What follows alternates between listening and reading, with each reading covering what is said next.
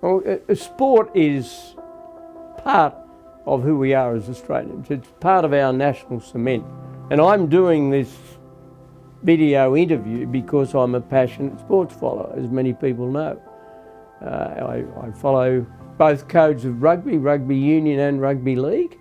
And in my younger days I played both, and I also played soccer. And the reason I'm doing this is that I want parents to feel that the participation of their children in body contact sports is as safe as it can possibly be.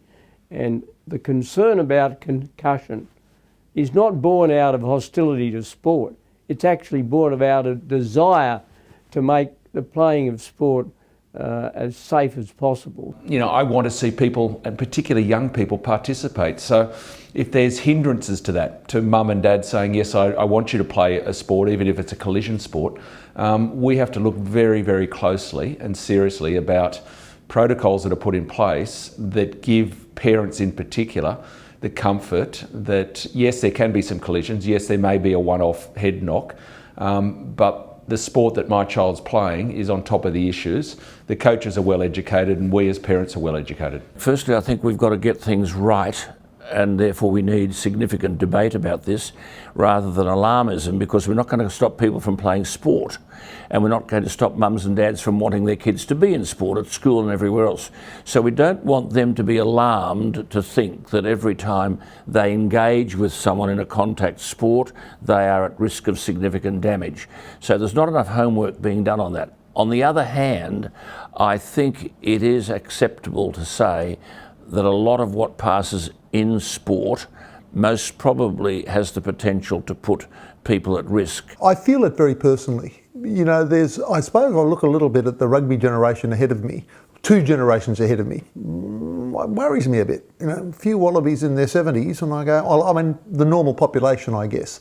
The non-rugby population has issues in their 70s, but I keep track of it, and you know, if you look at erratic behaviour, and sometimes you see rugby league players, you know, lately particularly, I guess I've been watching it, erratic behaviour, seriously erratic, sometimes violent behaviour in men from whom you don't expect it. Now, I don't know, and I don't name any, but there is a growing pattern, I think it's fair to say, across all football codes, where we start to realise when you have erratic behaviour from men in their late 30s, 40s, it's that kind of behaviour. You look at it and go, well, there's a damage being done. On a bad day, I feel like there's an epidemic coming down the pipes, because footballers these days are bigger, faster, harder, and going for longer than they ever did before.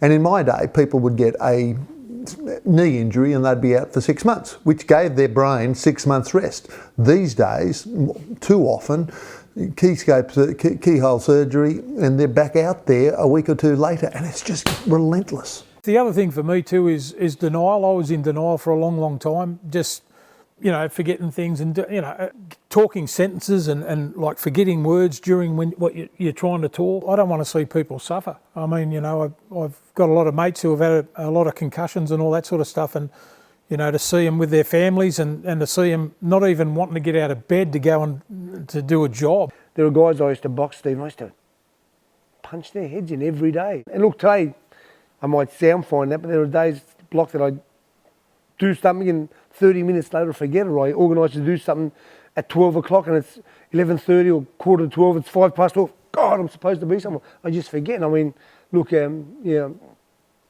I don't want to put anybody else in that position. We need to continue research. We need to get to the bottom of the things that are doing the damage. And I don't say we shut down football. I think that the overall benefits of all football codes far outweigh the damage done. But the thing we need to raise kids on, and particularly kids coaches and kids parents in sport, is, if in doubt, sit it out. If you've got your bell rung, as they call it, if you can see sparkles in front of your eyes, if you're feeling an otherworldly experience because you've headed a ball, you've hit your head hard, a knee's come into your head, all of these things, it's not just shake it off and get back out there. As we go forward with, you know, sort of science and testing, and, you know, as we look at statistics now of you know, the impact of a lot of collisions as people get older, particularly the rugby and the AFL type sports, where you're now seeing people maybe sort of suffering from issues like dementia and what have you, maybe at an earlier age. There needs to be a lot more work and science done in that. Well, no, anybody who suggests I'm anti-sport doesn't know me. I'm pro-sport, and it's because I'm pro-sport I want the playing environment to be as safe as is reasonable. It's a body contact sport. People are going to get hurt, people are going to get uncomfortable, and they're going to break their limbs here and there. We understand all of that. But we also understand that the long-term consequences of concussion can be serious, and we want to see, everybody wants to see the issue challenged and dealt with, but dealt with in the context of promoting sport, not censoring sport. In a good game of rugby league and rugby union and Australian rules, whatever, you play into space. You want the boy running into space, not into someone. So the collision stuff, if you think that's a risk, I'm saying don't play. It's absolutely stupid to think that you're sending a kid out there to bash up against another kid. That's not what sport's about. And we've got to redefine all this. Coaching's got a lot to answer for. We're not in the business of collisions. We're not frightened of engagement.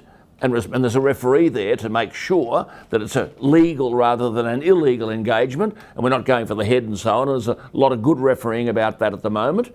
But I'd like parents to think that their children were safe. But I think that it's not just parents and administrators, everyone's got a responsibility. But I would say to parents in particular, don't be fearful, don't worry. They're two things that go against, what I believe is faith and hope.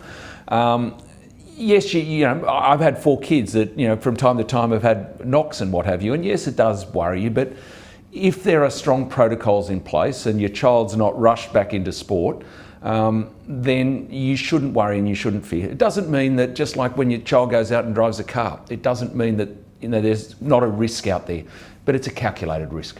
So I think the laws can be changed without alarming people to limit that kind of heavy engagement, head on head, body on body, big fella on little fella.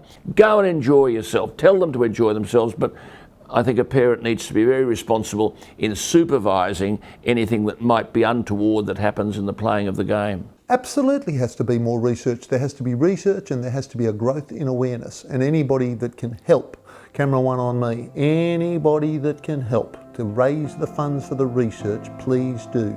In terms of ruck for your buck, it doesn't come better. I want sports participation to be widespread and safe, and that is what this campaign is all about.